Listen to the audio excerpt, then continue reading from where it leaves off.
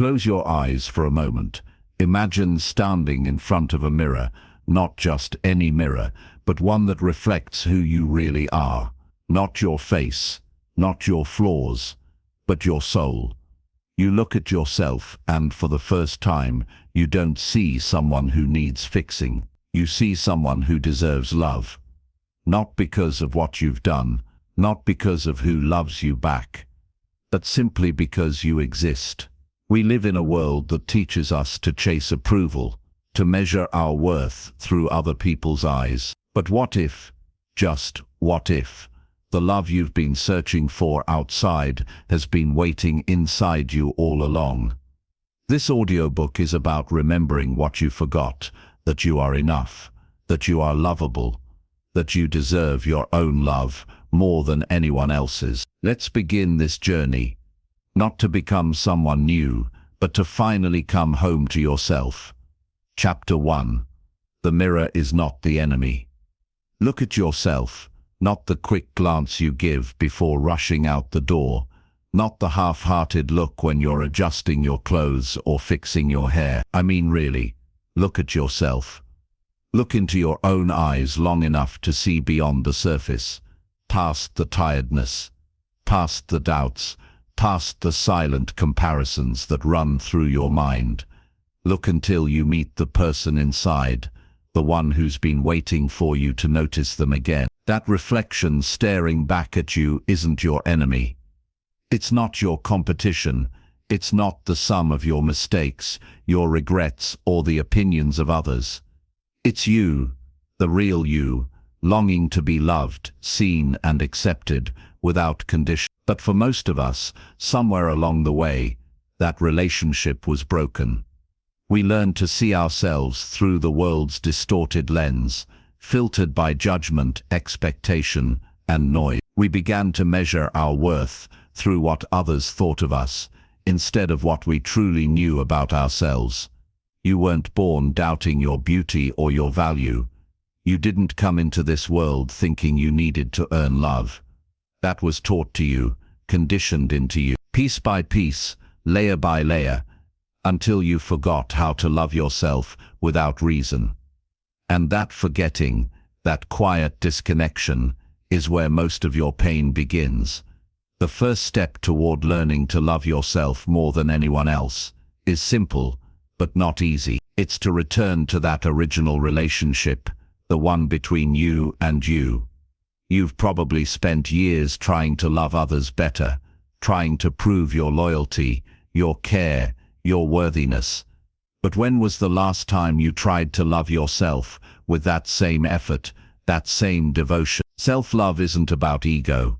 It's about returning home.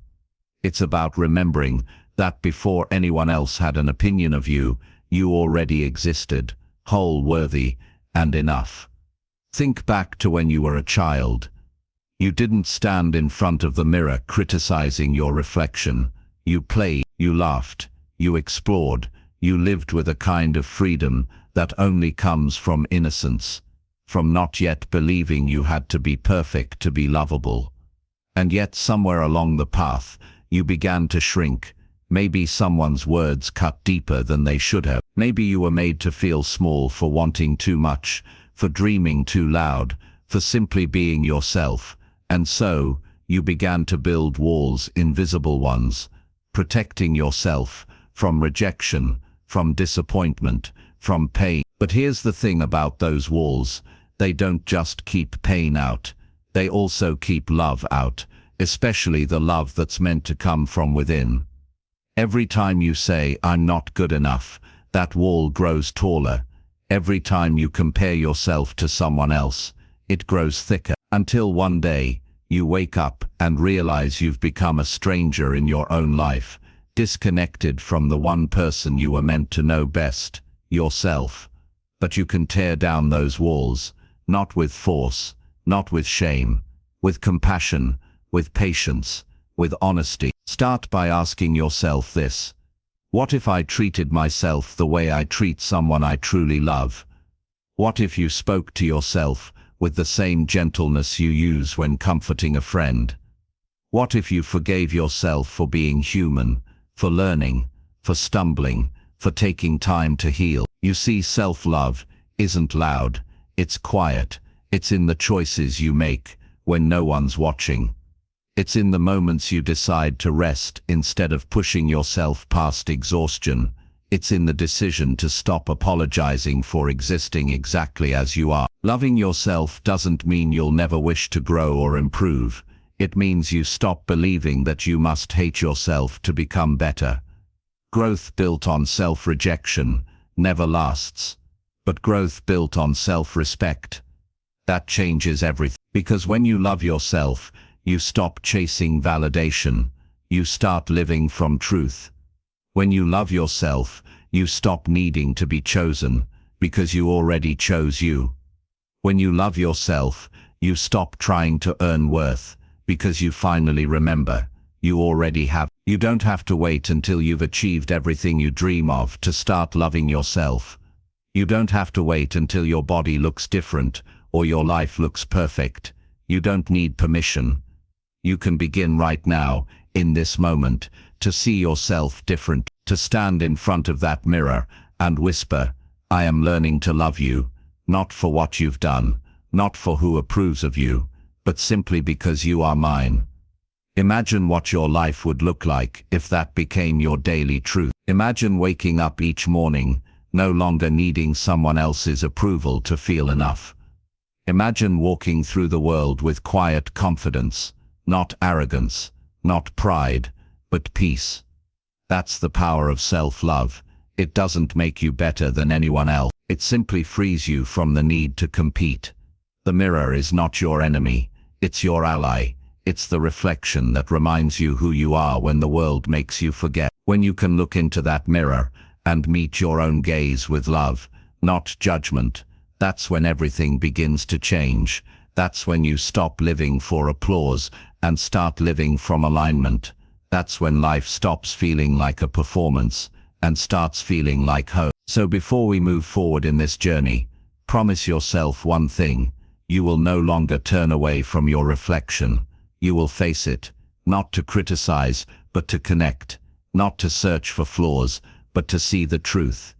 Because the truth is this: you are not behind, you are not broken, you are not less than anyone else. You are becoming, and becoming takes courage. The first step is not to change how you look, it's to change how you see. Because when you change the way you see yourself, everything else in your life begins to follow. In the next chapter, we'll talk about why it's so hard to stop depending on others for love, and how to break free from that quiet addiction to approval. But for now, take one more look in the mirror, really see yourself, and whisper the words you've waited too long to hear. I am enough. You've just taken the first step. The rest of the journey begins here. Chapter 2. The addiction to approval. There's a moment that happens quietly, often without you realizing it. It's the moment when your heart starts to crave something it was never meant to depend on. Not love, not connection, but approval. It begins so innocently. A parent's proud smile when you get good grades, a teacher's praise when you perform well. The applause, the recognition, the validation. It feels good. It feels safe. It becomes proof that you're doing something right, that you're worthy, that you matter. But somewhere along the way, that desire turns into dependence, and suddenly your happiness isn't in your hands anymore. It's in everyone else's. You begin to chase approval like a drug. The more you get, the more you need. Every compliment gives you a temporary high. Every criticism feels like withdrawal. And without realizing it, you start shaping your entire identity around what others think of you. You become addicted to applause, addicted to fitting in, addicted to being liked. And the worst part, you start losing yourself in the process. Because when your worth depends on other people's validation, you will always be at their mercy. Their silence becomes your insecurity. Their rejection becomes your self-doubt.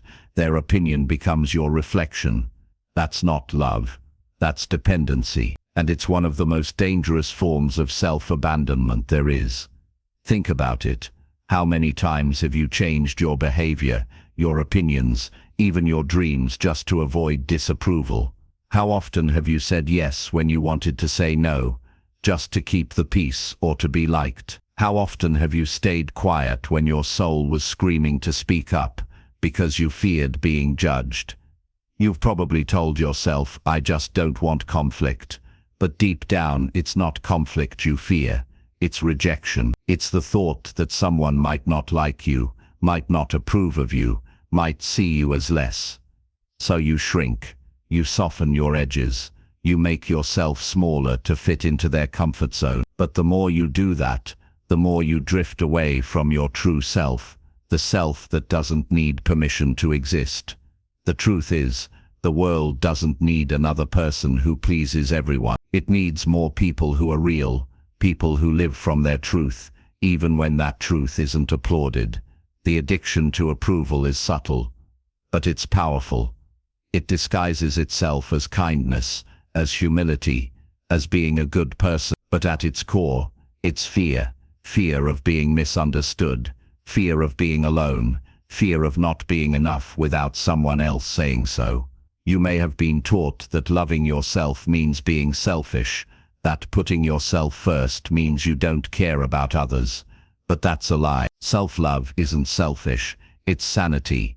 It's the foundation from which all real love flows.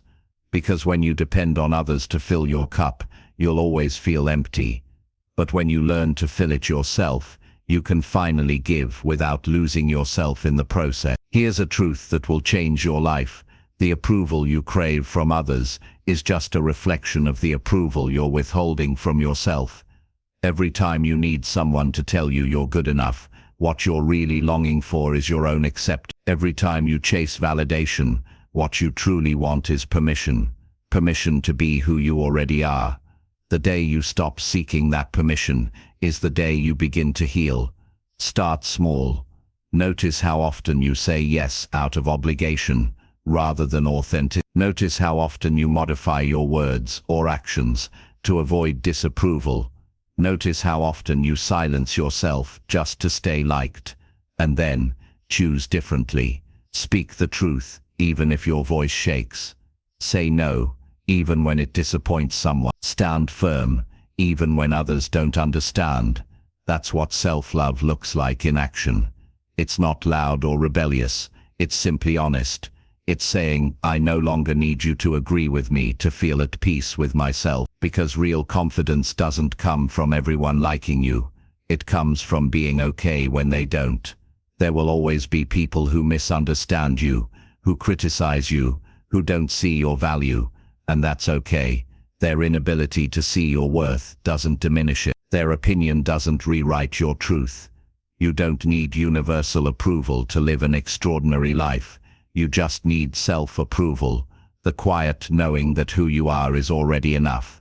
It's time to stop performing for applause and start living for alignment. Because every time you betray your truth to please others, you tell yourself that their comfort matters more than your peace. And that's the most painful lie you can ever live. You don't need to prove your worth through achievement. You don't need to earn love through perfection. You don't need to collect praise to justify your existence. You are already worthy, not because someone says so, but because you are you. The moment you stop chasing approval, you start attracting authenticity. You start drawing in people who love you not for what you do, but for who you truly are. And that kind of love, the one that recognizes your soul, only finds you when you've stopped begging for validation from the world. So today, choose to break the cycle. Choose to reclaim your power. Choose to stop asking for permission to be enough. Approval may feel safe, but it's a fragile kind of safety. The moment you stop performing, it disappears. But self-acceptance, that's unshakable. That's the kind of peace no one can take away. You will know you've broken the addiction when you can look in the mirror and say, I approve of me, even if no one else claps, even if no one else understands. Because the truth is, you were never meant to be liked by everyone. You were meant to be loved by yourself. And when that love becomes your foundation, you will finally walk through life free, free from the need to please, free from the fear of rejection, free from the weight of expectation. In the next chapter, we'll go even deeper into the voice inside your head that keeps you doubting, comparing, and questioning your worth. It's time to learn how to quiet that voice and replace it with one that speaks love instead of fear. But for now, take a breath. Let go of the need to prove. You don't need to earn your place here. You already belong. Chapter 3. The voice in your head. There's a voice that follows you everywhere you go. You hear it when you wake up. You hear it when you fall asleep. It speaks the loudest when no one else is around. Sometimes it's kind, gentle, reassuring, even loving, but other times it turns against you. It whispers doubts, magnifies fears, and questions your worth. It knows your insecurities by heart, and it uses them like weapons. That voice is your inner narrator, and whether you realize it or not, it shapes your entire life. You could be walking down the street, smiling, looking fine on the outside, but inside, that voice is running commentary on everything. You're not doing enough. People don't really like you. You're never going to make it. Sound familiar? It should, because we all live with that voice, and for most of us, it's not a friend. But here's something powerful to understand. That voice is not you. It's just a story. An echo of everything you've been told, everything you've absorbed, everything you've believed. It's the leftover noise of old wounds, unhealed moments, and learned patterns that have replayed for so long they started to sound like truth. The human mind is a storyteller. It constantly tries to make sense of the world, of your past, your choices, your pain, and when that story goes unchecked, it becomes your identity. You start believing, this is just who I am. But it's not who you are, it's just who you've learned to think you are.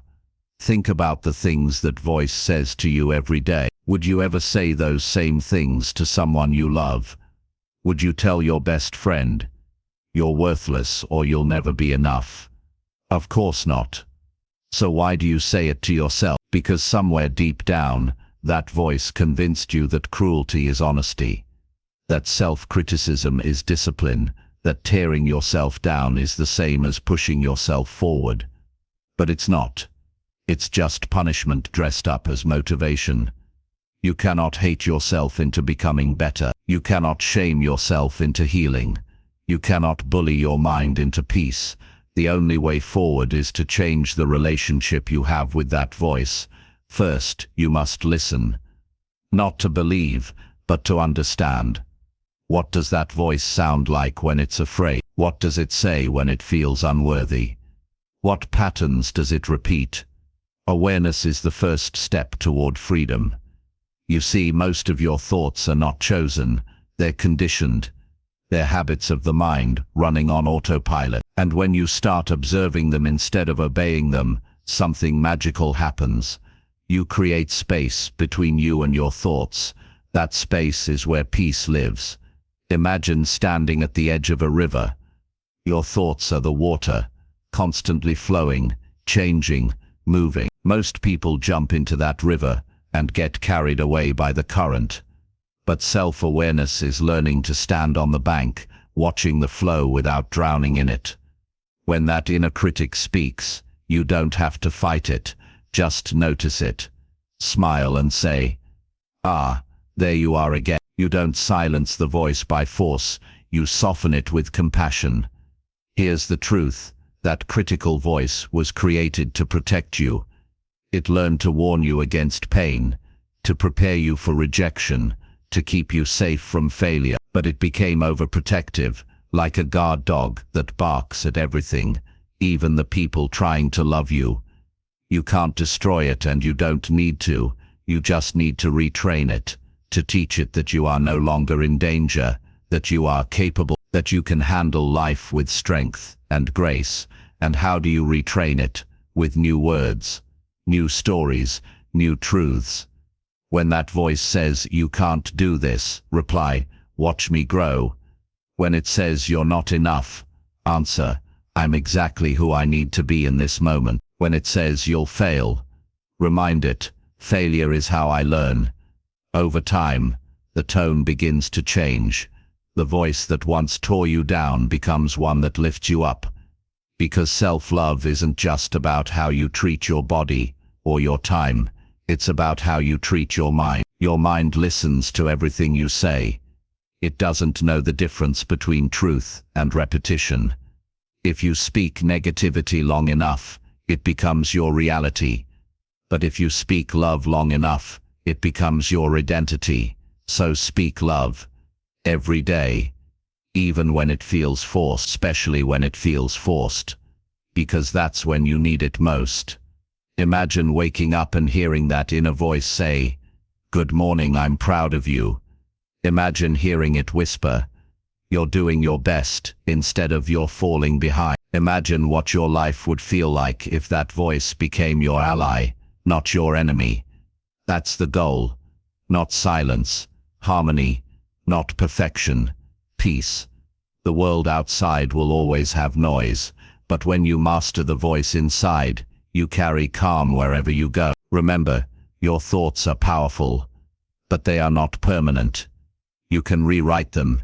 You can teach your mind to speak differently. You can choose a new language, one rooted in love, not fear. And that choice, to speak love to yourself, is one of the most radical acts of self-respect you'll ever make. So tonight, when that inner critic starts whispering again, take a deep breath. Don't argue. Don't fight, simply listen, and then respond with kindness. Tell it, "Thank you for trying to protect me, but I'm safe now. I've got this." The voice may not believe you at first. It might resist. It might return stronger. But keep going, because each time you choose compassion over criticism, you heal a piece of your story. And one day, you'll wake up and realize the voice in your head has changed. It's no longer against you, it's with you. It no longer doubts you, it believes in you. That's when you'll know you've truly begun to love yourself, from the inside out. In the next chapter, we'll explore what it means to be alone without feeling lonely, and how solitude, instead of being a void, can become your most sacred source of strength. But before we move on, remember this: your thoughts are not your truth. You are not your doubt. You are the awareness behind the voice, the consciousness that listens, learns, and loves. And that, my friend, is where your real power begins. Chapter 4. The Power of Being Alone. There's a quiet moment that most people run from. The moment when the noise fades, the conversations stop, and all that's left is you.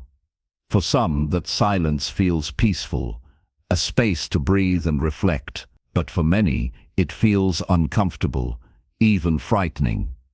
Because when the world grows still, the mind starts to speak, and in that stillness, you meet the one person you've spent your entire life avoiding: yourself. We live in a world addicted to distraction. Every second, there's something to scroll, to watch, to chase, to consume. We call it staying connected, but more often, it's just a way to stay away from the thoughts we don't want to face, the emotions we haven't processed, the truths we don't want to admit. But here's something life eventually teaches you. You cannot truly know peace until you make peace with being alone. Solitude is not loneliness. Loneliness is the hunger for someone else. Solitude is the hunger to meet yourself. It's in solitude that you begin to hear your real voice, the one buried beneath all the noise and expectations. It's where you rediscover what actually matters to you, not what the world says should matter. It's where clarity begins, healing deepens, and strength grows roots. Think about it. When was the last time you truly sat in silence, without music, without a phone, without a screen, and simply allowed yourself to be? For most people, that thought feels impossible, because being alone exposes everything you've been suppressing: your fears, your guilt, your sadness, your unhealed past. But here's the paradox: those uncomfortable feelings aren't there to hurt you. They're there to free you, and you can't face what you keep drowning in noise. When you choose solitude intentionally, you're not isolating yourself, you're reconnecting with yourself. It's an act of courage, not weakness. It's in saying I'm willing to meet myself where I really am, without hiding behind anyone or anything.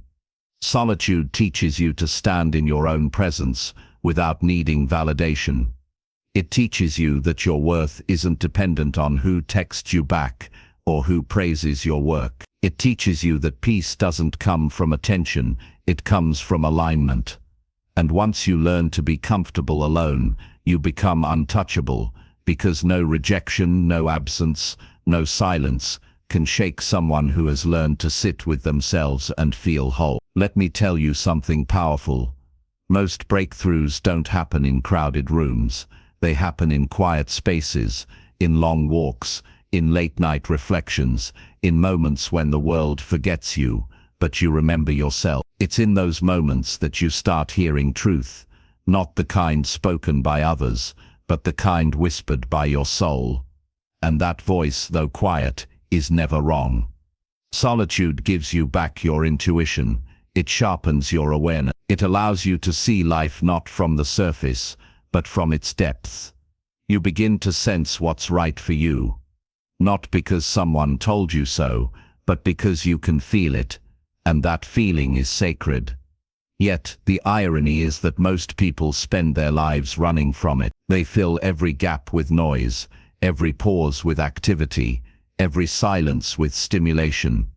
Because silence feels like emptiness. But in truth, silence is fullness.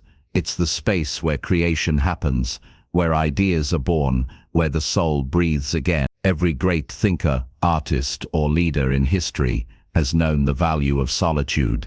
Not because they preferred isolation, but because they understood that without stillness, you can't hear inspiration. You can't hear wisdom.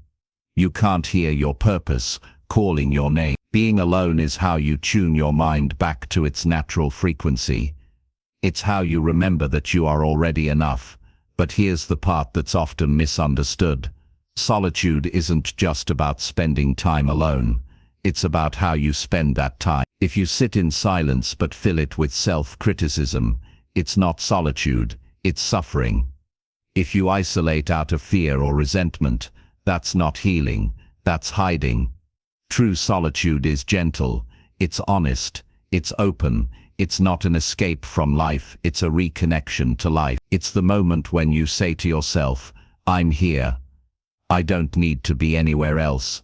I don't need to impress anyone. I just need to feel this moment fully. And in that stillness, something beautiful happens. You begin to hear gratitude again. You start noticing the small things, the sound of your breath, the rhythm of your heartbeat, the calm that comes when you stop chasing. You realize that peace was never missing. You were just too distracted to feel it. So how do you begin to build this kind of solitude into your life? Start small. Take 5 minutes a day to be alone, without any input, no phone, no music, no conversations. Just sit, breathe, and listen. At first it might feel awkward. Your mind will resist. It will beg for distraction. That's okay. It's not used to being quiet. But stay with it, because if you can't sit with your thoughts for 5 minutes, how can you expect to live with them for a lifetime? The goal is not to silence your thoughts, it's to stop being afraid of them, to see them come and go, like clouds passing across the sky, knowing that you are the sky, not the storm. Over time, solitude becomes your strength. It becomes your source of power, not your prison. You stop depending on others to fill your emptiness, because you've discovered that your soul is already full. And when you meet people from that place, from wholeness, your relationships transform. You no longer cling, demand, or chase. You simply connect, because you're not looking to be completed. You're looking to share what's already complete within you. That's the magic of being alone. It doesn't make you lonely. It makes you ready for real connection.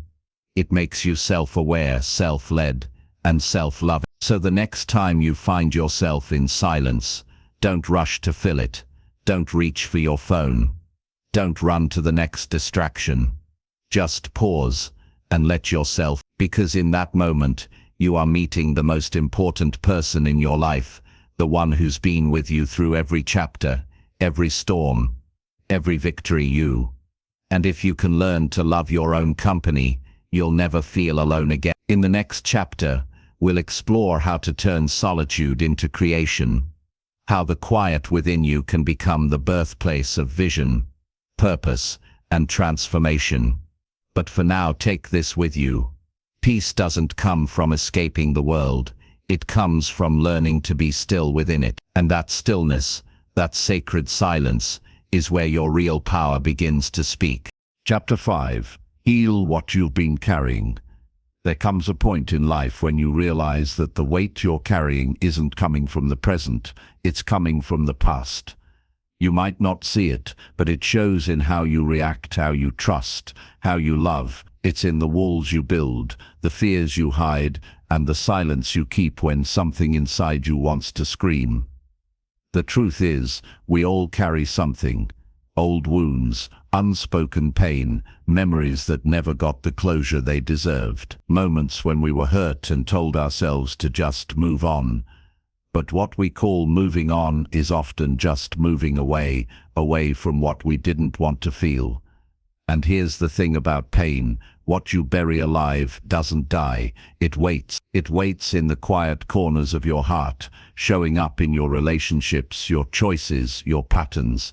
It shows up in the way you doubt yourself, the way you expect disappointment, the way you fear being too much or not enough. You can pretend you're fine, you can smile, you can work harder, you can distract yourself. But until you stop and face what's inside you, you'll always feel a part of you is missing, the part you lost trying to protect yourself. Healing starts the moment you stop running. When you finally sit with your pain instead of avoiding it, when you let the tears you've been holding back finally fall, when you admit, yes, that hurt me more than I wanted to admit. It takes courage to do that, to look at your own story and say, I deserve to heal, because for so long maybe you believed healing wasn't possible, that what's broken inside you is too deep, too damaged, too old to repair. But it's not. No matter what you've been through, you can come back from it, not as the same person you were before, but as someone stronger, softer, and infinitely more aware. Healing isn't about forgetting what happened, it's about freeing yourself from its control. It's about transforming the pain into wisdom, the loss into perspective, the scars into symbols of survival. You see, love for yourself can't fully grow in soil that's filled with buried pain. You have to clear it out. You have to make space for something new to bloom. Maybe you were abandoned. Maybe you were betrayed. Maybe you were never seen or valued for who you truly are. Maybe someone made you feel small, invisible, or unworthy, and you've spent your life proving your worth to people who never even earned the right to question it. But today, right now, that cycle can end, because the person who hurt you cannot heal you. The apology you never got cannot complete you. The closure you've been waiting for might never come. But you can still choose peace. You can still choose yourself. Healing begins when you stop waiting for someone else to fix what they broke. It begins when you say, I can't change what happened, but I can change what it means to me. When you start seeing your pain not as punishment, but as a teacher, because pain, when faced honestly, becomes the most powerful mirror. It shows you what you value. It reveals where you've abandoned yourself. It teaches you empathy for yourself and for others who are fighting silent battles you'll never see. Sometimes healing looks like crying for the first time in years. Sometimes it looks like saying no to people who drain you. Sometimes it's forgiving someone, not because they deserve it, but because you deserve peace. And sometimes it's just sitting quietly and telling yourself, I'm still here, I made it. Healing is not a single moment of breakthrough. It's a slow unfolding layer after layer, day after day. It's forgiving yourself for what you didn't know when you didn't know it. It's giving yourself permission to feel the grief, the anger, the confusion, without judging it, without rushing it away. And it's understanding that healing doesn't mean you'll never feel pain again. It means pain will no longer control the direction of your life. You'll still have scars, but they'll no longer be open wounds. You'll still remember, but the memories will no longer sting. They'll simply remind you of how far you've come. The beautiful thing about healing is that it always starts inside you, but it ripples outward. When you heal, you love differently. You speak differently. You treat others with more gentleness, because you've learned what it feels like to hurt in silence. And when you finally learn to love yourself, you'll realize that the love you were chasing from others was never missing. It was waiting within you all along. Healing is a form of love. It's love that says, I will no longer abandon myself to keep someone else comfortable. It's love that says, I will no longer define myself by what broke me. It's love that says, I am worthy of my own forgiveness. So if you've been holding on to guilt, to shame, to pain, let this be your moment to begin releasing it. Not all at once, not perfectly, just one piece at a time. Take a deep breath and remind yourself, you're allowed to start over. You're allowed to let go of what no longer serves your peace. You're allowed to outgrow the version of you that was built in survival, because you are not your past. You are the person who lived through it. You are the one who endured, adapted, and is still standing. And that strength, that resilience, is the proof that healing is already happening within you. Every scar is a reminder. You've been through darkness before, and you made it out. You've fallen and risen again. You've been hurt and still found a way to love. That's not weakness, that's your power. So as you move forward, let your heart stay open. Let forgiveness for yourself, for others, for life, become your quiet revolution. Not because you're forgetting the pain, but because you're reclaiming your peace.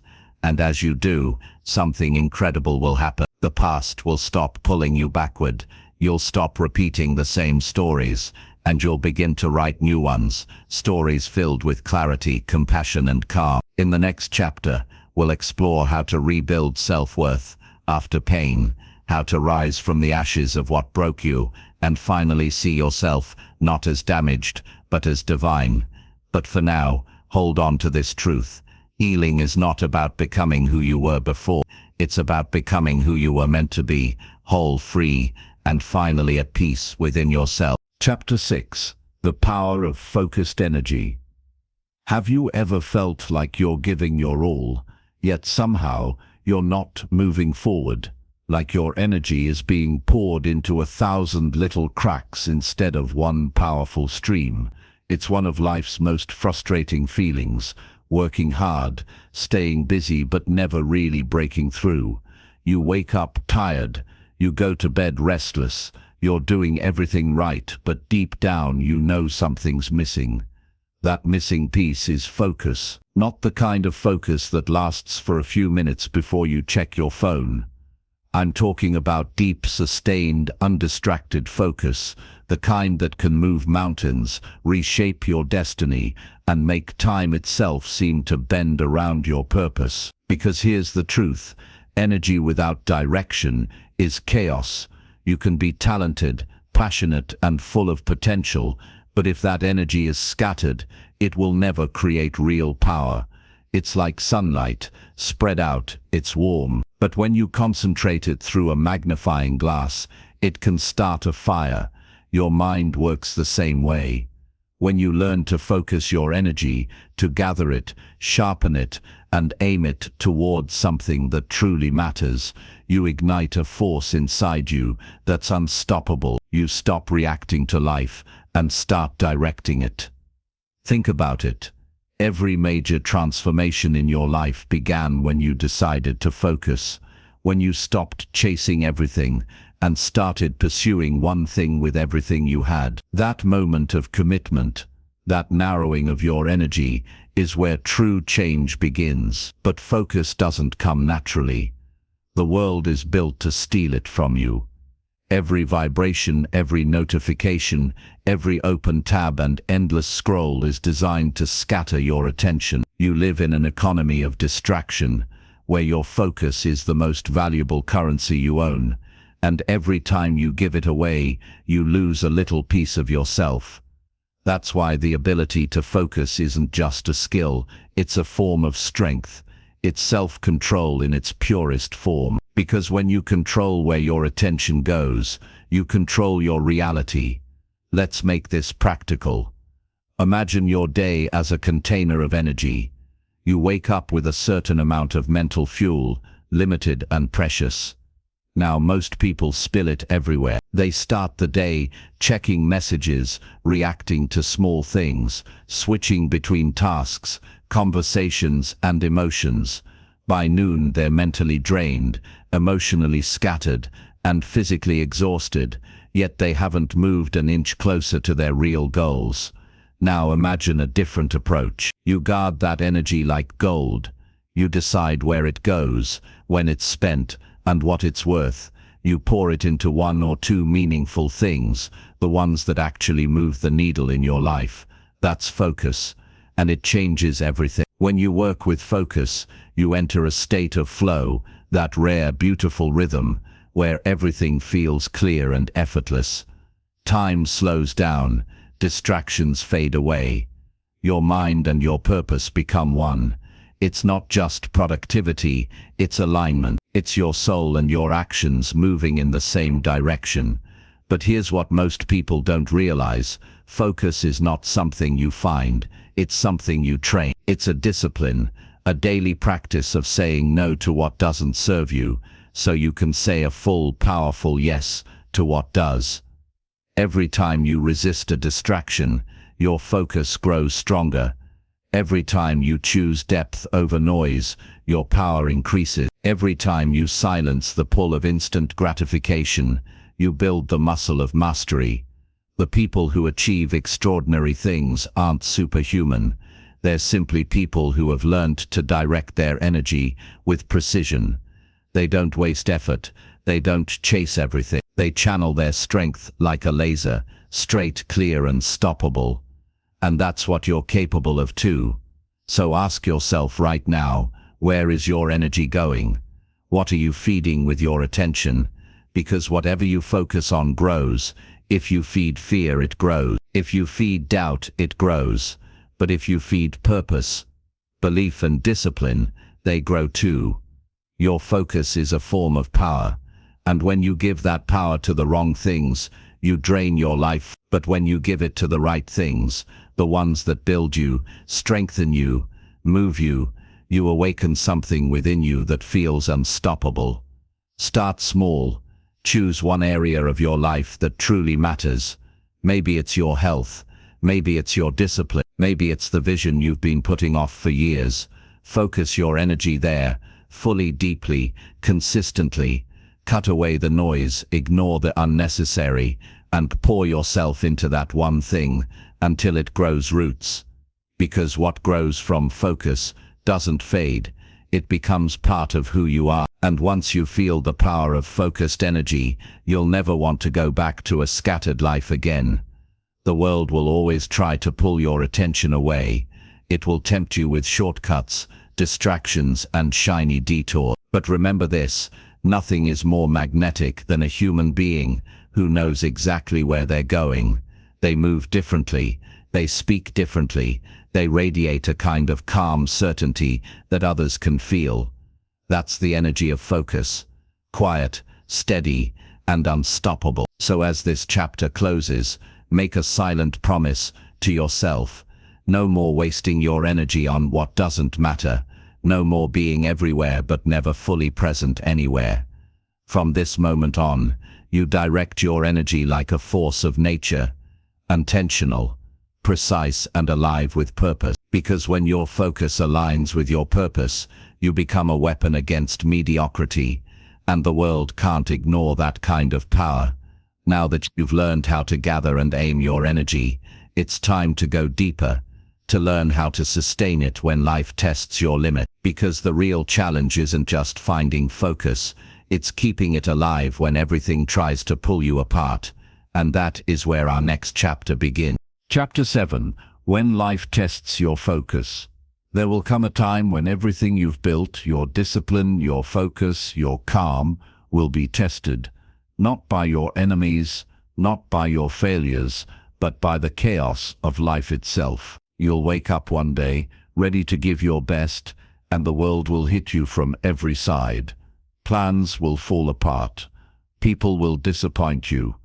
Your progress will feel invisible, and in that moment, the question will rise: can you still stay centered when the storm arrives? Because anyone can focus when life is smooth.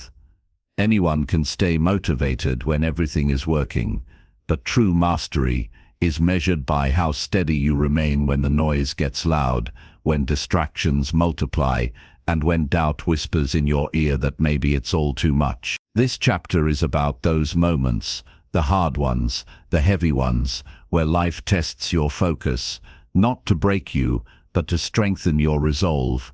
It's in these trials that you discover whether your focus is real or just convenient. Let's be honest, distraction isn't always external. Sometimes the loudest noise comes from inside you. Your fears, your insecurities, your impatience. You want progress to move faster. You want results now. And when they don't come on your timeline, your mind starts to wander, searching for an easier path. That's when you lose your edge. That's when your focus begins to fade, not because you can't stay focused, but because you forgot why you were focused in the first place. So let's go deeper. Why does life test your focus? Because growth demands resistance. Just like muscles only grow when pushed beyond comfort, your mind strengthens when your focus is challenged. Every distraction, every setback, every moment of frustration is not an interruption. It's training. It's sharpening your ability to hold your attention steady even when everything around you tries to shake it loose. Think of it like standing in a storm. The wind howls, the rain stings your face, and visibility is almost zero. Most people panic, run for shelter, and wait for it to pass. But the strong, they stand firm. They breathe, they ground themselves, and they focus on one step at a time until they walk through it. That's how you must train your focus, not in comfort, but in chaos. Every time life gets hard, ask yourself, what is this trying to teach me? Maybe it's teaching you patience. Maybe it's showing you that focus is more than concentration. It's trust. Trust that even if you can't see the finish line, the direction is still right. Trust that every small effort still matters, even when it doesn't yet show result. Trust that silence and slow progress are not signs of failure, they're signs of building something real. Because here's the truth most people miss.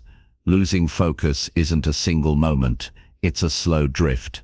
It happens in the little compromises you justify. Checking your phone for just a minute, skipping a habit just this once, giving half your energy because you're tired today, and before you know it, the fire that once burned bright becomes a flicker. But the beautiful thing about focus is you can always return to it. No matter how far you've drifted, no matter how distracted you've become, you can always come back. It starts with awareness, catching yourself in the act of distraction, and choosing, consciously, to come back to center, to breathe, to refocus, to remember your why. Life will always test you at the exact point where your growth is about to expand. Right when you're about to level up, you'll be given distractions dressed as opportunities, temptations disguised as comfort, and doubts disguised as logic. It's almost as if life is asking, are you sure you're ready for what you said you wanted? And your response, your ability to stay focused through that test, is your answer. So when the world feels heavy, don't fight the test. Embrace it. Let it reveal how much strength you've actually built. Because every storm that doesn't break you, builds you. Every challenge that doesn't defeat you deepens you. And every time you refuse to quit, your focus becomes a weapon of unshakable power. Here's a truth to carry with you. Focus is not about forcing your mind to stay still. It's about returning to your purpose, over and over, no matter how many times you drift. It's not perfection, it's persistence. The power isn't in never getting distracted. It's in your ability to come back faster each time you do. So when you feel like everything is falling apart, remind yourself, it's not falling apart, it's falling into place. This is what growth looks like. It's messy, it's uncertain, it's uncomfortable, but it's also where transformation is born. Keep your eyes on the vision, not the noise. Focus on what's within your control, your actions, your energy, your effort, and let everything else fade into the background. The chaos around you will settle when the calm within you strengthens. Remember, storms don't last forever, but what you become during them will last a lifetime. The patience you develop, the resilience you build, the focus you train, that's the foundation of greatness. So when life tests your focus again, and it will, don't ask, why me? Ask instead, what is this building in me? Because nothing is wasted, not the delays, not the detours, not the days when you have to push yourself just to keep going. Every one of them is part of your training, and when you emerge on the other side, stronger, calmer, sharper, you'll realize the storm didn't destroy your focus, it revealed it. Now that you've learned how to stand strong when life tests your focus, it's time to explore what comes next, how to transform that strength into clarity. Because once you learn to hold your focus through the storm, the next step is learning how to see through it, how to find direction when the path isn't visible yet. And that's where the next chapter begins, the art of seeing beyond the noise and trusting the vision that only you can see. Chapter 8. See beyond the noise. Close your eyes for a moment and imagine standing on a mountain surrounded by fog. You can't see what lies ahead. The path is hidden, the horizon blurred, and every step forward feels uncertain. But here's the thing, the mountain hasn't disappeared. The path is still there. The summit still exists. You just can't see it yet. That's what life feels like sometimes. You know where you want to go, you know what you're working toward, but the fog of doubt, fear, and confusion blinds your vision. You start questioning your direction. You start wondering if all your effort means anything at all. And in that fog, most people stop walking. They wait for clarity before moving. They wait for perfect certainty before acting. But those who rise in life, those who create something extraordinary, they don't wait for the fog to clear. They move through it, step by step, trusting the direction even when they can't see the destination. This chapter is about that kind of vision, the kind that doesn't rely on sight, but on faith. It's about learning to see beyond the noise, beyond what's visible, and trusting the quiet knowing inside you that says, keep going. Because here's the truth, the noise will never fully disappear. There will always be doubt. There will always be opinions, distractions, and fears whispering that maybe you're not enough. Maybe it's too late, maybe it won't work. But vision, true vision, isn't about avoiding the noise. It's about focusing so deeply on what matters that everything else fades into the background. When you can't see what's next, focus on what's now. Focus on the step in front of you. The journey only unfolds as you move forward. Every action you take, every small choice you make, clears a little more of that fog. You see, clarity doesn't come from waiting, it comes from moving. You can't think your way into purpose, you have to walk into it. And sometimes, the next step will only appear after you've taken the first one. There's a power that awakens inside you when you trust your inner direction more than the outer noise. It's a quiet strength. It doesn't scream, it doesn't rush, it doesn't seek approval, it just moves forward. Consistently, patiently, unshakably. And the deeper truth, you already have this power. You've had it your whole life, the ability to see with your inner eye, to sense what's right for you even when logic disagrees. You felt it in your gut when something didn't align. You've heard it as a whisper, telling you to keep going when everything else said stop. That voice is your compass, it's your truth, trying to guide you through the noise, but most people never hear it clearly Because their lives are too loud. They're constantly scrolling, comparing, reacting, drowning in other people's opinions, trends and timelines. And the more they consume, the less they see. Their inner clarity becomes buried under layers of mental clutter. If you want to see beyond the noise, you must learn to become still. You must create moments of silence, not for the sake of peace, but for the sake of perception. Silence is not the absence of sound, it's the presence of awareness. It's where truth lives. When you slow down, when you breathe, when you detach from the endless noise of the world, you start to notice things. You begin to feel your intuition speaking. You begin to sense direction, even if you can't fully explain it. And you begin to realize you were never lost, you were just distracted.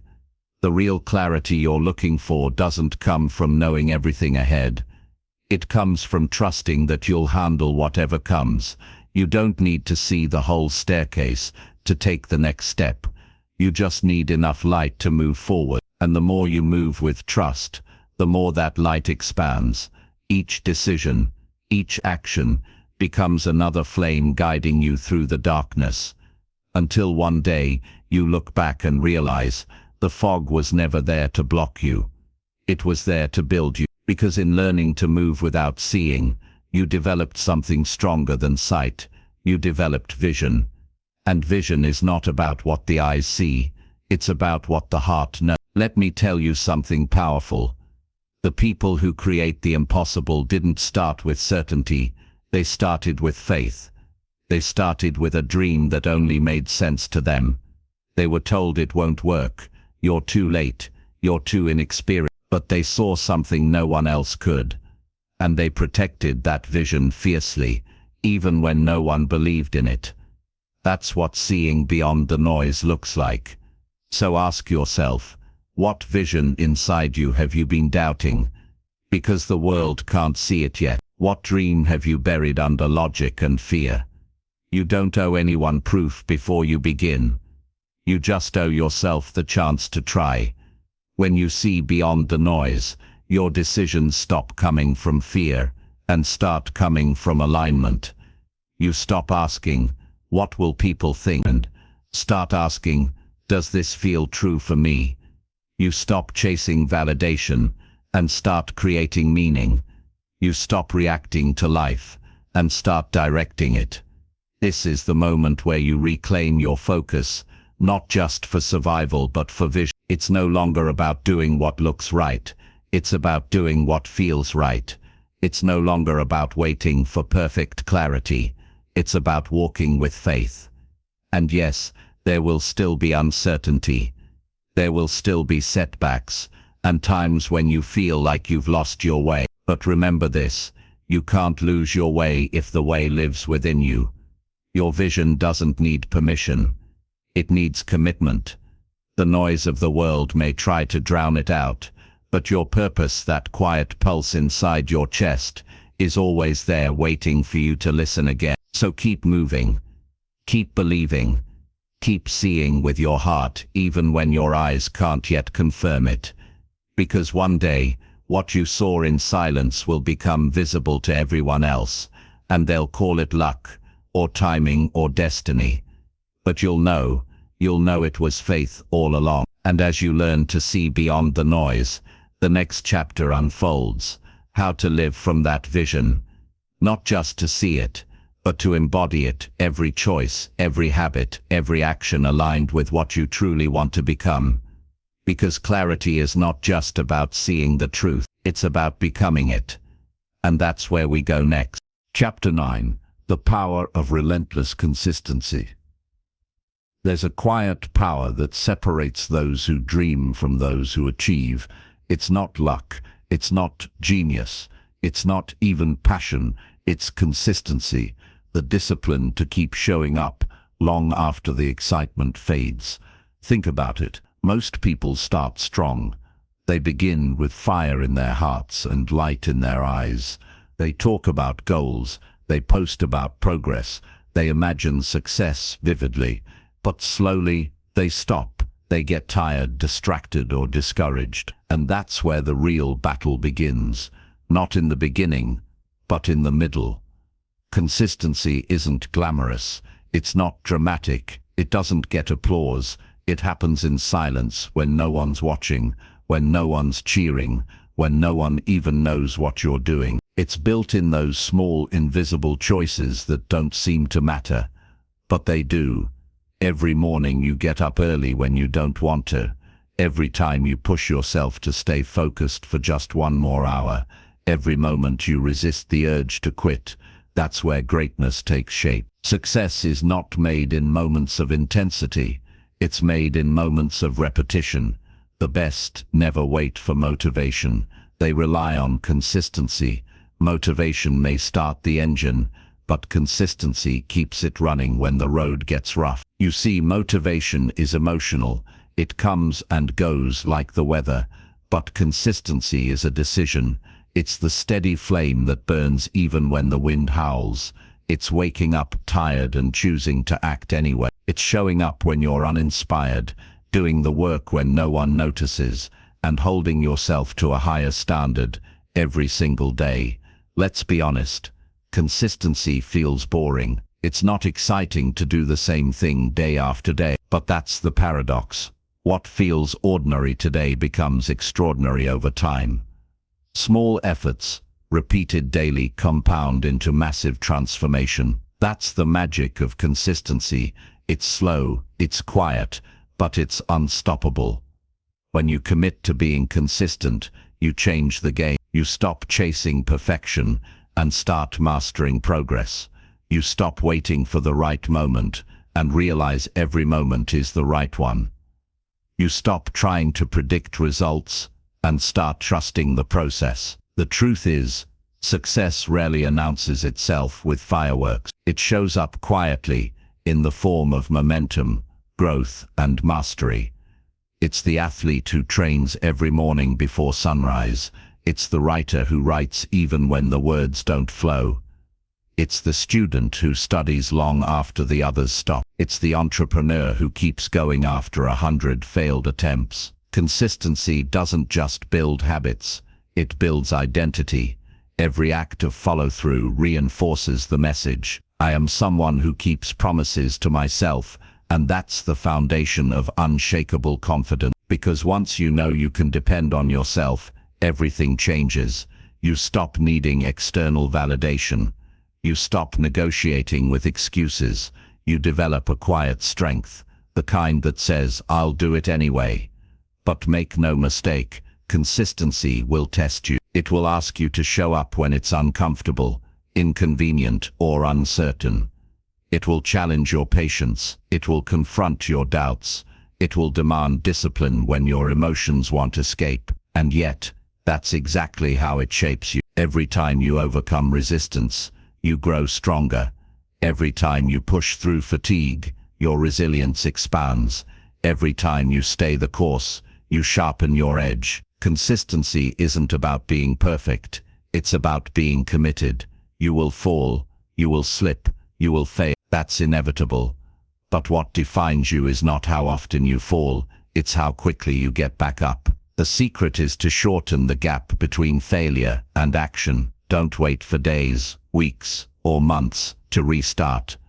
Restart immediately. That's how momentum is built, not by never falling, but by refusing to stay down. There's a rhythm to growth, and consistency is the beat that keeps it alive. If you keep showing up, your mind adapts, your body evolves, your results accelerate. What once felt hard becomes effort. What once seemed impossible becomes familiar.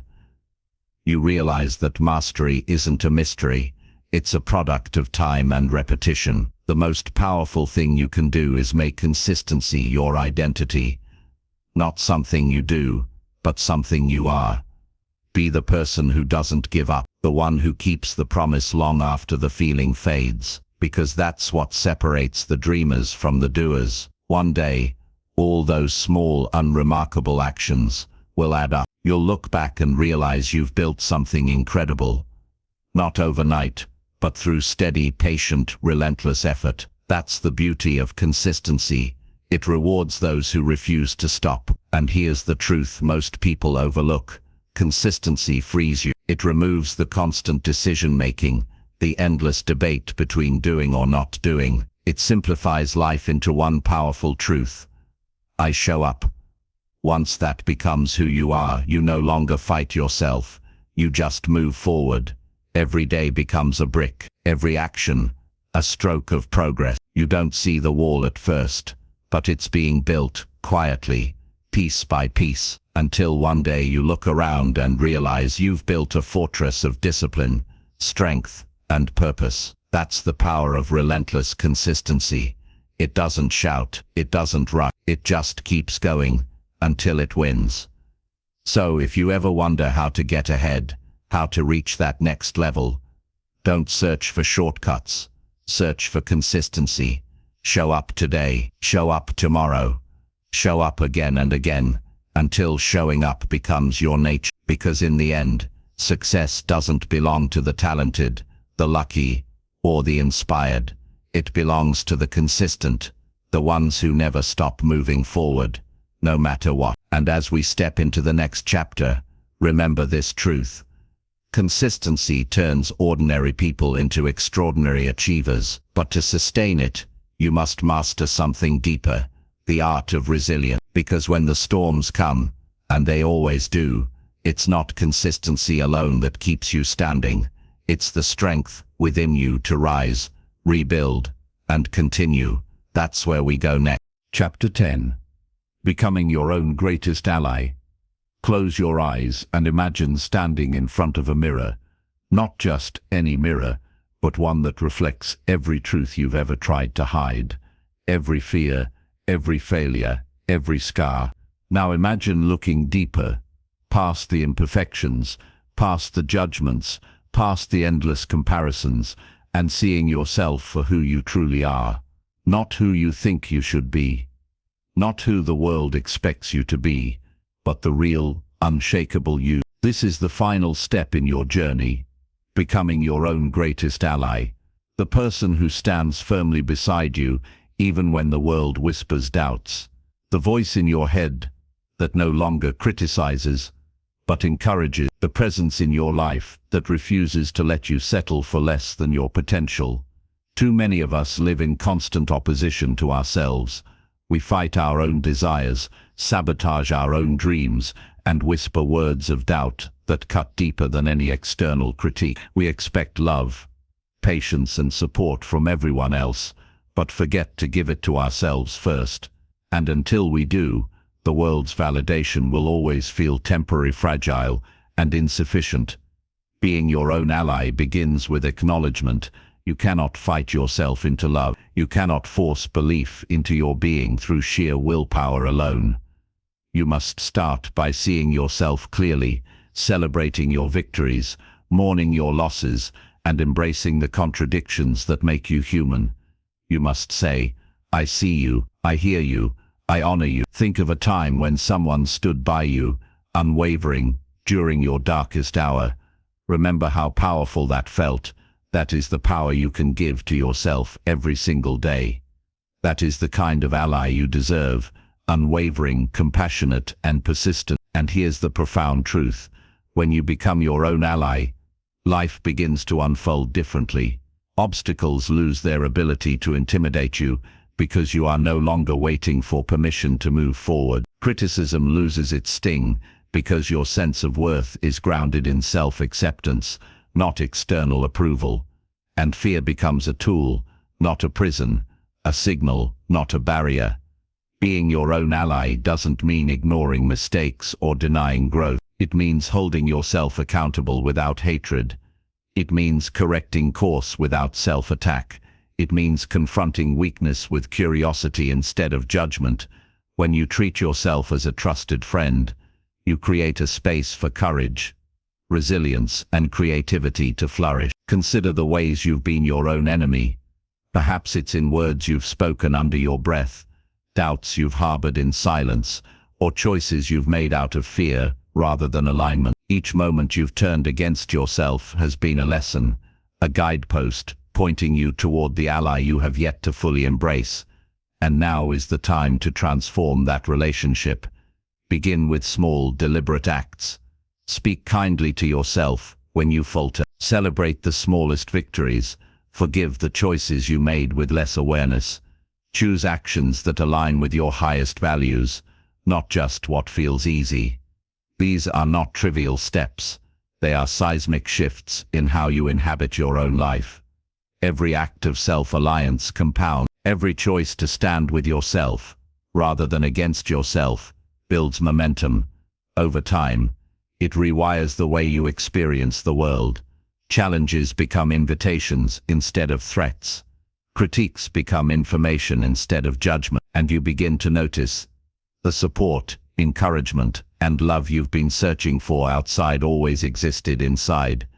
Imagine waking up each morning with a companion who is steadfast, wise, and endlessly patient. A companion who reminds you of your capabilities, who points out your blind spots without shaming you, and who celebrates progress with genuine delight. That companion is you. That ally is you. And once you claim that role fully, nothing can shake the foundation of your self-trust. Now, as you reflect on this journey, recognize that loving yourself more than anyone else is not arrogance. It is not selfishness.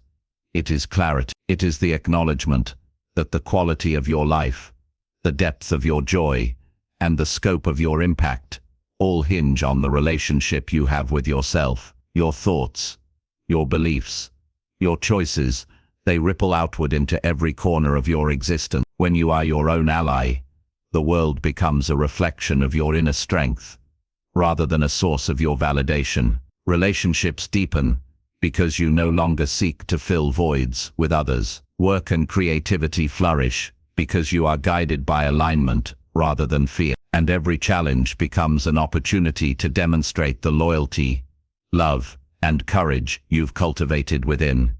This is not an endpoint.